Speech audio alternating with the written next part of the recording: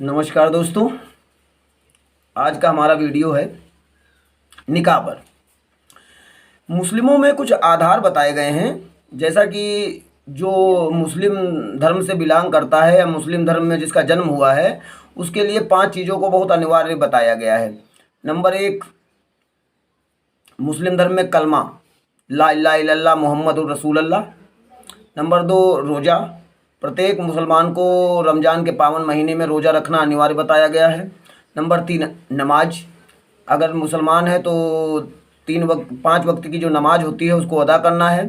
अगर नहीं अदा कर पाता है तो जुम्मे की नमाज तो अनिवार्य रूप से अदा करना होता है। उसी प्रकार होता है ज़कात, अपनी आय का कुछ हिस्सा गरीबों में दान करना। ये भी इस्लाम धर्म में बहुत अनिवार्य बताया गया है।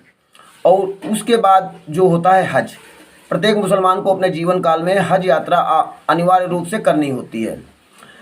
मैं आपको बताना चाहूँगा कि इस्लाम धर्म में जो निकाह होता है, निकाह में सर्वप्रथम ये माना जाता है कि जो एक वली होता है, जो शादी वादी के लिए लड़के की तरफ से लड़की के घर प्रस्ताव भेजा जाता है। इसमें ज़्यादातर लड़के वाले लड़की के घर प्रस्ताव भेजते हैं। सर्वप्रथम मेहर की राशि निर्धारित की जाती है। जो लड़का वाला लड़की को मेहर क्या होता है, मेहर लड़का वाला लड़की को गिफ्ट देता है, पुरस्कार देता है, शिक्षा दे सकता है, आभूषण दे सकता है, या कोई भी एक ऐसी अमूल्य वस्तु जो उसको देता है जो उसके सुरक्षा के दृष्टिकोण से अच्छी होती है।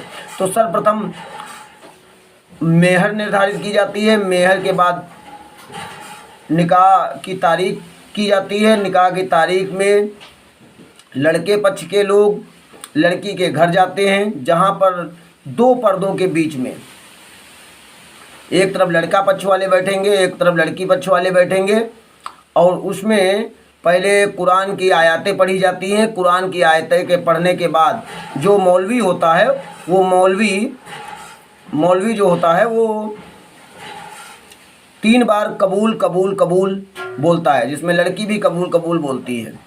और जिसके बाद 2 पुरुष गवाह या 4 महिला गवाह का होना अनिवार्य है। अगर पुरुष गवाह हैं तो 2 होने चाहिए, अगर महिला गवाह हैं तो 4 होने चाहिए, और एक मौलवी या काजी जो होता है वो भी गवाह के रूप में ही शामिल होता है। इस्लाम में 4 पुरुष जो है 4 शादियां कर सकता है, जबकि महिला चारों को एक साथ रख सकता है। बस उसके अंदर पालन पोषण करने की, उनका सही से उनकी आवश्यकताओं की पूर्ति करने की ताकत होनी चाहिए। इस्लाम में 5वीं शादी नहीं कर सकता है। 5वीं शादी वो तभी कर सकता है जब एक पत्नी की या तो मृत्यु हो जाए या तो एक पत्नी से तलाक हो जाए। बाकी 4 शादियों को मान्यता दी गई है। वैसे तो एक मुता भी होता है, लेकिन मुता बहुत प्रचलन में नहीं है, निकाह ही प्रचलन में है। 2 प्रकार के विवाह होते हैं मुस्लिमों में। और निकाह में जब महिलाएं जो हैं वो बिना तलाक के दूसरा पति नहीं रख सकती हैं, दूसरा शौहर नहीं रख सकती हैं, जबकि पुरुष 4 पत्नियों को रख सकता है, 4 पत्नियों से निकाह कर सकता है। मुस्लिम मैरिज एक्ट के अनुसार मुस्लिम लोगों में मेहर जो होती है वो लड़के और लड़की पक्ष द्वारा इतना ही तय किया जाता है जितना लड़का आसानी से उसको पूरा कर सके, उसको दे सके। और जब तलाक होता है तो ये मेहर वापस भी की जाती है।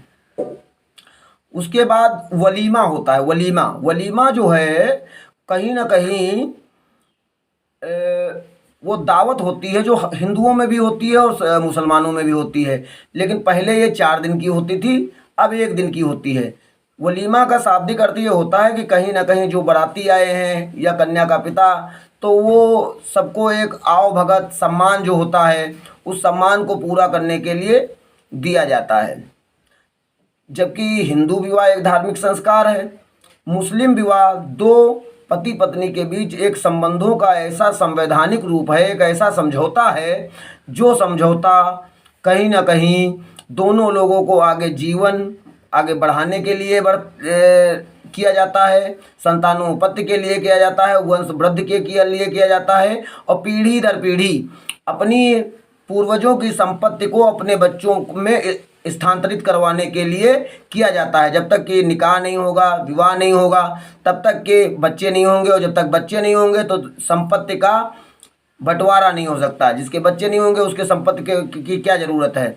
इसलिए निकाह जैसे हिंदू विवाह में एक धार्मिक संस्कारों में माना जाता है, लेकिन यहाँ पर एक समझौता है, एक संवैधानिक अधिकार है। लेकिन मुस्लिमों में तलाक का प्रचलन बहुत समय से चला आ रहा है, जबकि हिंदुओं में कम था। लेकिन अब धीरे धीरे जैसे पाश्चात्य संस्कृति हावी होती जा रही है, पाश्चात्य संस्कृति में तलाक भी बहुत बड़ा विषय बनता जा रहा है। लेकिन मैरिज एक्ट के बाद बहुत से कानून बनाए गए हैं जिसमें अब तलाक को बहुत कमज़ोर किया जा रहा है। तलाक लेने से पहले आदमी को सोचना पड़े, उसकी गुजारा भत्ता देना पड़े, उसके अधिकारों की सुरक्षा देना पड़े। तो ऐसी जब परिस्थितियां आ रही हैं, ऐसे में तलाक को रोका जा रहा है। तो निकाह मुस्लिम को एक ऐसा संवैधानिक रूप है जिसमें दो, एक पुरुष और एक स्त्री, दोनों आपस में कहीं ना कहीं अपने जीवन की आगे की नैया तैयार करते हैं, अपने आगे जीवन का भविष्य तैयार करते हैं। तो अगर ये निकाह के बारे में मेरे द्वारा बताया गया वीडियो आपको अच्छा लगा हो, पसंद आया हो, तो प्लीज़ मेरे चैनल को लाइक करें, सब्सक्राइब करें, शेयर करें। धन्यवाद। जय हिंद, जय भारत।